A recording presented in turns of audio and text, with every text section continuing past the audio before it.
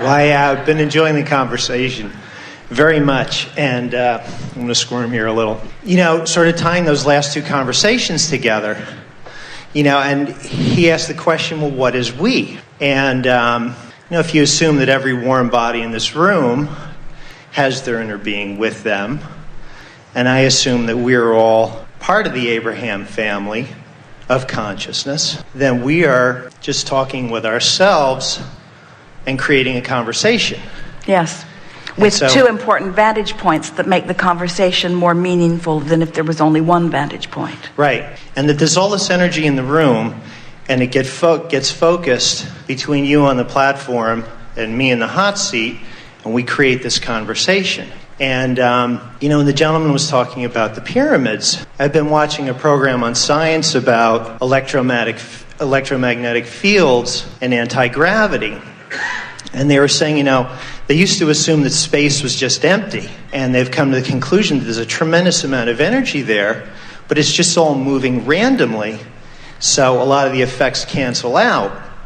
But if you take a very powerful magnetic field, it focuses that energy into something useful. And I thought listening how interesting it was, how the physics of what they're being able to describe now is so similar to the Abraham conversation, and even that they're using a lot of the same vocabulary. And so anyway, I just thought that was really neat. And I think another thing too is that for so many of us, fundamentally we have this fear of death, that at a certain point our awareness of ourselves is just going to end, and we're just going to disappear, and that's going to be the end of the game. And I think that's sort of getting to that first point where it's like, yeah, I really get that. I really get that I'm eternal. I really get that the game isn't going to end, even though it's going to change form. So what's there to worry about? And I've sort of gone through these... From our point of view, and we don't like to use the word worry, but in the framework in which you are offering it, the only thing worthy of worrying about is the temporary disconnection from who you are that sometimes happens when you are in physical form. But that is as bad as it gets. Mm-hmm. In other words, the only thing that even comes close to what man wants to call death is being out of the vortex. Because when you die, you're in the vortex. Right. And it's like in my dark moments, I distance swim in the ocean sometimes. It's not necessarily a good idea in February. But I say, if things ever got bad enough, well, I'd just take the swim, and it's not a bad way to go, and I'll just go back home, But then I think, yeah, but I kind of want to see how things are going to work out in this lifetime, so I kind of like to stick around, and if I can add my couple of pieces to the puzzle, that it would really be fun. In Jerry's earlier life, he had an experience where he was knocked unconscious. And he explained for years to anyone who would listen to him that now he does not worry about death, because now he knows what death is like. You're moving along, you're fully functioning unconscious, and all of a sudden you're unconscious, and the lights just go out. And years later, when he began interacting with us, he told us the same story. And we said that was a moment of unconsciousness, while the death experience is super consciousness. In other words, you don't just stop thinking. You become pure in your thought. You become non-resistant in your thought. In one fell swoop, all that you have asked for comes clear and full and vivid to you. In other words, not only is the death experience something never to be feared, it is something to be highly and positively anticipated, because leaving behind resistance is a delicious thing. In many ways, we, in our well-meaningness, have muted the ecstasy that many of you would have experienced in the death experience, because we've helped you to reunite with who you are before you croak.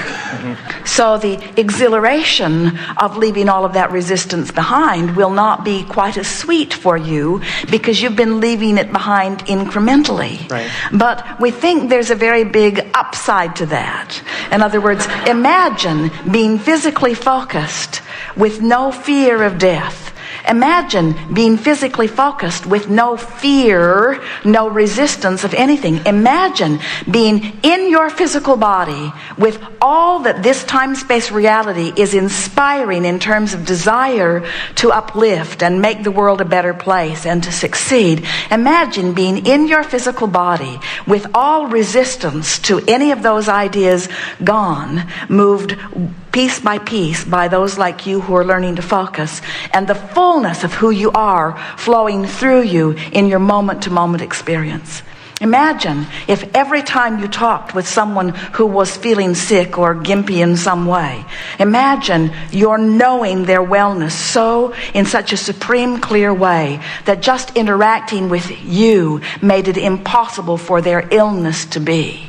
Imagine being so sure of the well-being of this planet that any time you interact with someone, their worries and fears about global warming or about extinction of this and that would evaporate in your knowledge of well-being and in your absolute confidence of the eternal nature of all of us, you see. Oh, to be physically focused and remember who you are. That's what you all came for. And we promised you we would help you recall it. And I could also see how a person could want to have a very, very difficult life or a very, very harsh or challenging life. No one wanted that. No one wanted that. What you wanted was exposure to variety so that you could make conscious, constant choices. None of you chose struggle. You chose variety. And you planned on using your guidance system to guide you into the scenario that we just defined. Do you think anyone would choose struggle to have sort of a more intense reemergence experience into non-physical? Here's what we think. Here's what we know. If you are in despair because you've trained yourself out of alignment, you would choose revenge over despair or over powerlessness because it feels better. Mm-hmm. If you were in that kind of pain, then there are a lot of things that you would choose that are all closer to who you really are, that if you were in alignment with who you are, you would never choose. So what we're wanting you to understand is from your non-physical vantage place of alignment and no resistance, not one of you chose struggle. You chose variety because you knew that it would be important to further expansion. But no one said, I'll go forth and suffer myself into expansion. Not one of you said that. And so we can experience contrast without experiencing negativity. You can experience variety and choices without experiencing being out of the vortex. You can experience contrast from inside the vortex. Mm-hmm. When you go to the food buffet, does the fact that there's something you don't want to eat there throw you out of the vortex? Or do you just choose what you do want to eat? It's in that same category. It's the understanding of your own power that's necessary. In other words, now we're back again to the shortage consciousness or the lack consciousness. If you want to feel good and believe that you are powerless to bring it about, now there are all kinds of things that you're struggling. It's what our friend was defining as willpower earlier. In other words, a sort of determination to get it right. But if you are inside the vortex, if you are understanding the well-being, if you are feeling the worthiness, now you're just making choices, you see. Right. And being deliberate. Deliberate creating is the only creating that's really fun. Yeah. Because you're all flowing thought, and thought is attractive in nature. And so manifestations are happening all over the place as confirmation of what you're doing vibrationally. But when you think on purpose and feel on purpose, think and then feel how it feels, and then deliberately think in order to adjust the feeling of it. When you think in order to produce a feeling, because you understand that the feeling indicates the alignment with the greater thinker that you really are. Mm-hmm. When you think in order to feel, and so you are thinking and feeling on purpose, now and only now are you a deliberate creator. Yeah. And deliberate creation is really what all of you came forth intending to be. Everything else is creation by default. It's fine when something good happens to you, but it is even more delicious when something good wasn't happening, and you wanted something better to happen. Right. And you recognized the thought that you were chronically thinking that matched the thing that you don't want to happen. So you decided to do something about that thought. So you began ignoring the manifestation that was evidence of the thought, and you began deliberately choosing other thoughts because they felt better. Mm-hmm. And you began letting the way you feel be your criteria for thinking, and so you were getting your reward shy of the manifestation, but not shy of the good feeling. In other words, you began thinking for the thought rather than thinking for the manifestation, right, which you couldn't control. So when you begin to think because of the thought and the emotion that it induces, then you begin to recognize that you can have a condition that you can't change, but you have the choice of being afraid of it or hopeful about it.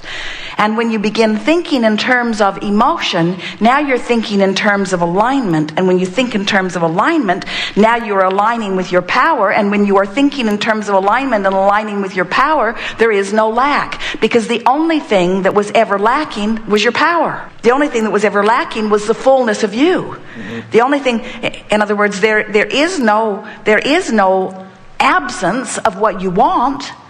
There's just the perception of it, which holds you apart from what you want. And I think once we get to the point where we're really not afraid of death, and at the same time, if we recognize that all manifestations are so that we will feel good. Well, now, let's talk about this, because you keep bringing it up, and it's so ridiculous. You and everyone else on the planet worried about it, but we still think it is ridiculous. And so here, let's talk about it from our point of view, and help you to realize why we speak to you incessantly in the way that we do. So, when you look out into your world and you see it spinning in its orbit as it does it awaken within you an awareness of the bigness of this reality? When you feel, as you have been feeling... Sometimes that's absolutely breathtaking.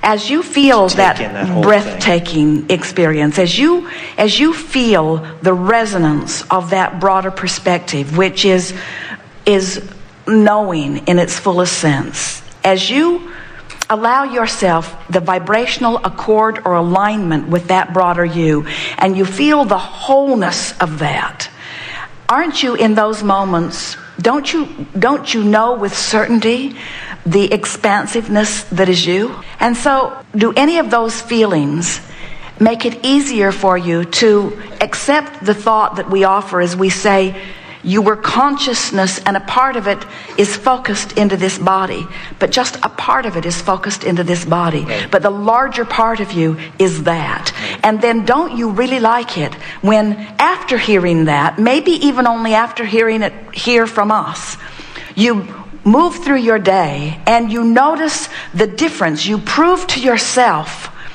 with thoughts that you choose that you can pinch yourself off from whatever this is, mm-hmm, or you can bring yourself into alignment with whatever this is, but you can't deny the existence of whatever this is.